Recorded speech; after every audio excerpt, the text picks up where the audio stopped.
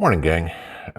Again, not too often I do two videos in one day, but this one was kind of important. And so I was just kind of going over some news. And y'all know me, I pay attention to the financial side of the collapse, which I keep saying is coming. And a lot of people keep saying the same thing. Uh, it's my background. Okay. So I'm very astute when it comes to looking at what's going on. And I understand a lot of people don't get how some of this stuff works and things like that. So you kind of got to trust those of us to do a little bit. But I had done a video the other day where I was talking about what interest rates and the debt and everything like that, and literally where if interest rates went back to where they were in 1981, you'd have your average house price and your average income basically the same, and you'd have nothing left for anything else, okay? And one of the things I had mentioned in there was the 10-year treasury, okay?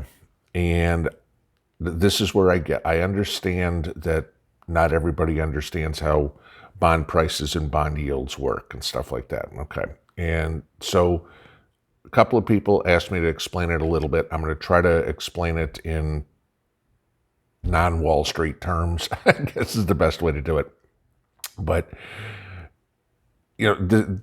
this is how treasuries work. Okay. And then I want to kind of get to the point of it. All right. So we'll just use simple numbers. When a bond is issued, okay, it's issued at $1,000. The government borrows money in increments of $1,000. All right.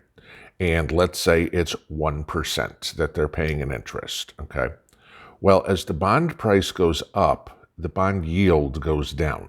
All right. So now if I want to buy this 1% bond, because the interest rate is fixed, the price has now gone up to, let's say, $1,020. Well, that means your yield, okay, the actual percentage that you're getting paid, because now you paid, $1,020, you're getting 1% interest on 1,000.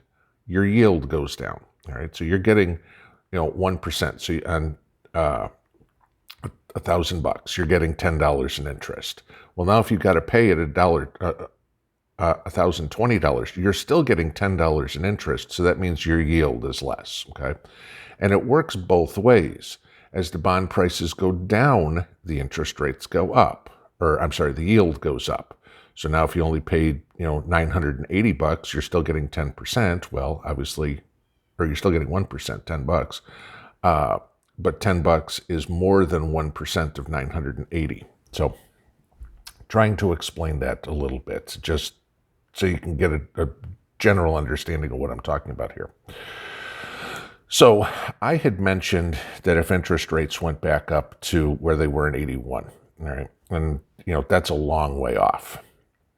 So I was reading through some news last night, and there's an article, and I'll put it in the description here so you can all go read the whole thing.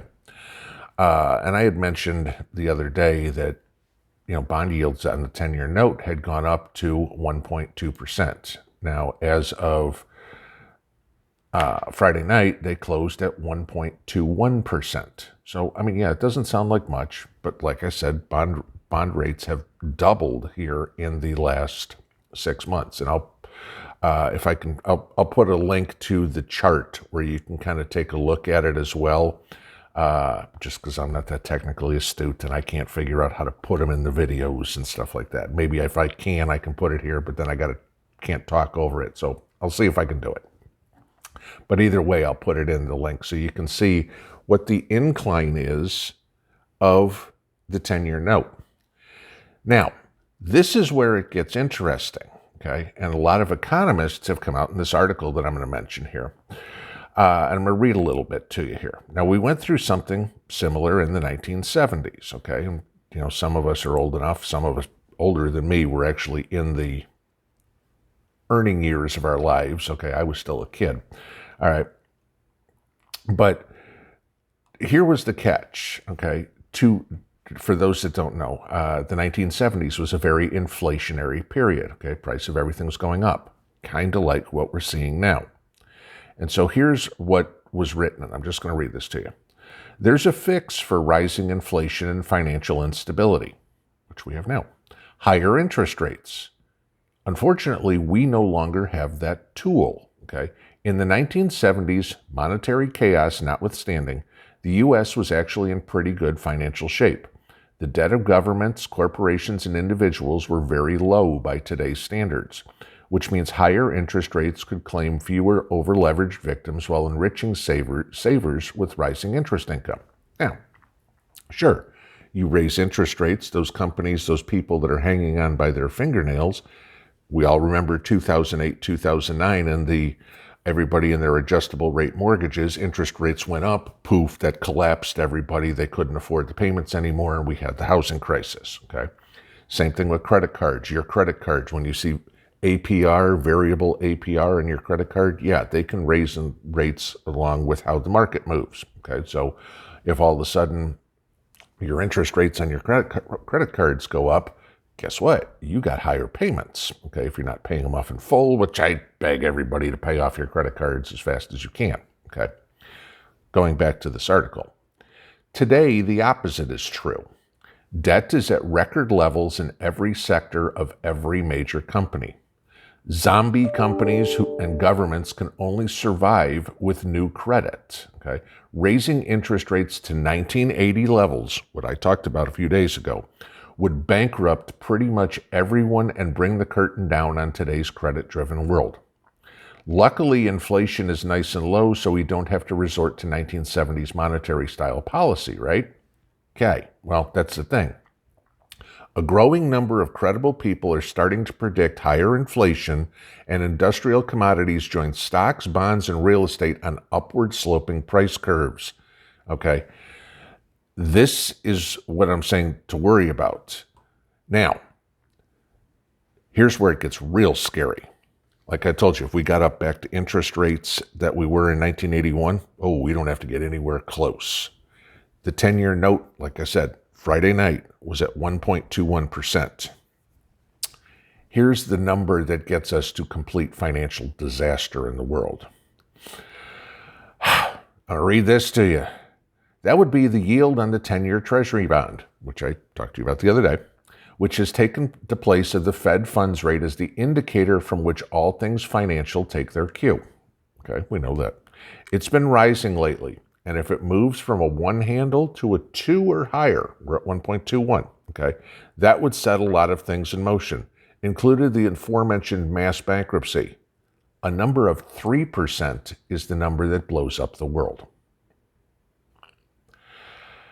That's where I'm saying you guys got to pay attention to this. This is getting real scary, all right? We've gone from 0.6 to 1.21. If we go from 1.21 to 3%, there is no more fail-safe for the governments to save, okay? This is what I said. We can't reduce interest rates. The market still is going to control everything.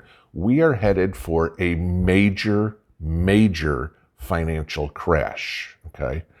The ones who will benefit are going to be landowners and stuff like that that have it, okay? And this sounds counterintuitive, but it's actually true.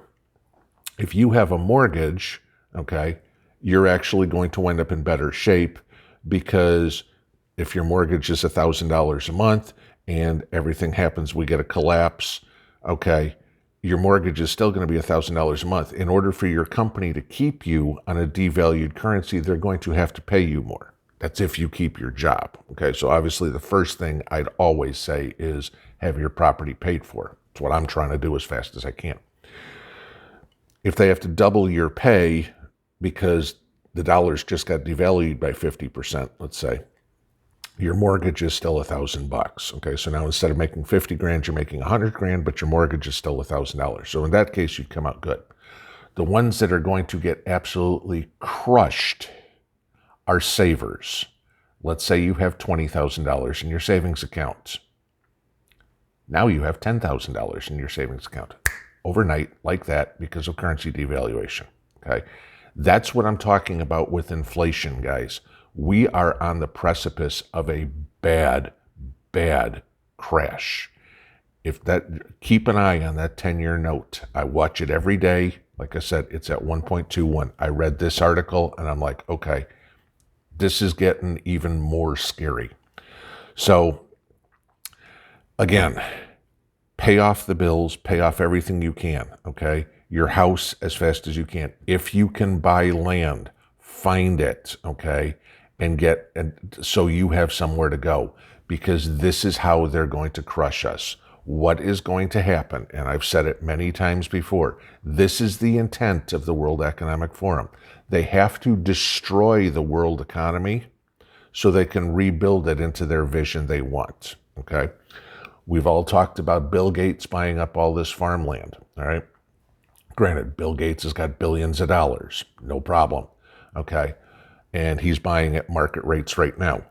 But like I said in a video months back, they don't want to buy city blocks. They want to buy cities.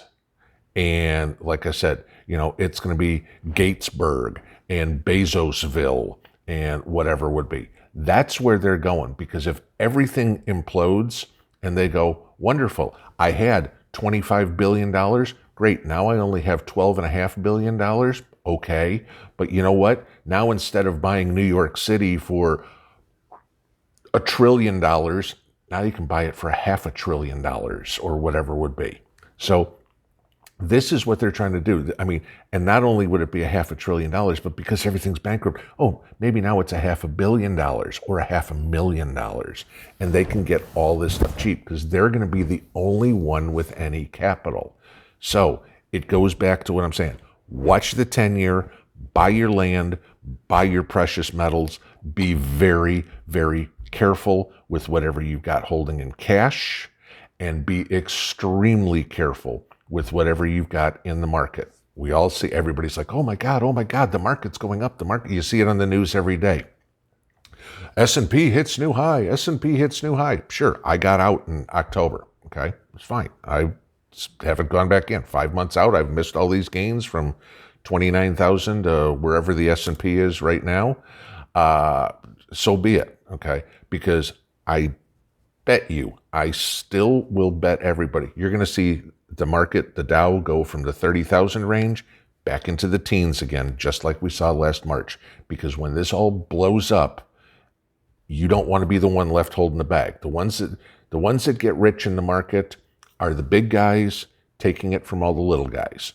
Been there, done that. Trust me, I worked Wall Street. Okay, so I know I don't put up 2 videos a day, but this one was too important for you guys not to see. I wanted to let you guys know because, like I said, finance is my brainchild here.